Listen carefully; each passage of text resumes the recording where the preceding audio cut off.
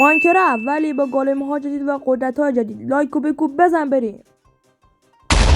همون از این قیافه تخمی و ویلیج زاده آیرون گالم خسته شدیم.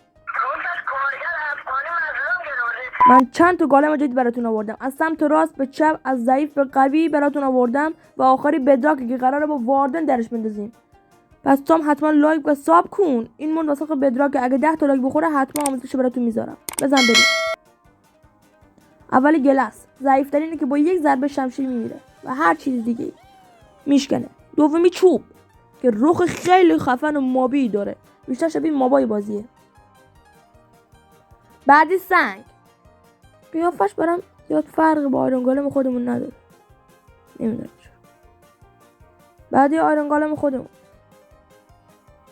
بعدی گلد، این هر کدوم با بلاک‌های مختلفه، شبیه فرعونه.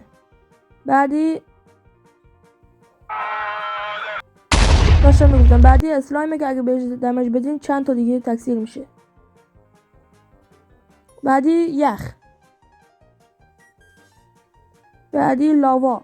اینا الان به هم بخورن چیزی نمیشه نه؟ نمیدونم. بعدی TNT. صبر کن ببینم این فندک کاتش نمیگیره، ولی اگه ضربه بهش بزنیم چی؟ این چی میشه؟ یه جلو بگی چی داره صدا فندک بیاد؟ بری کنار بری کنار.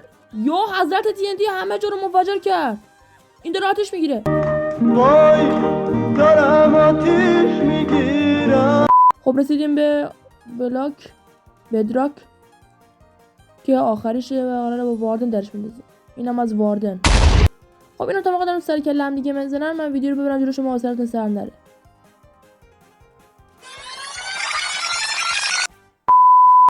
خب بدراک تونست موفق بشه واردن رو بزنه. این گل برای تو که تا آخر ویدیو همراه من بودی.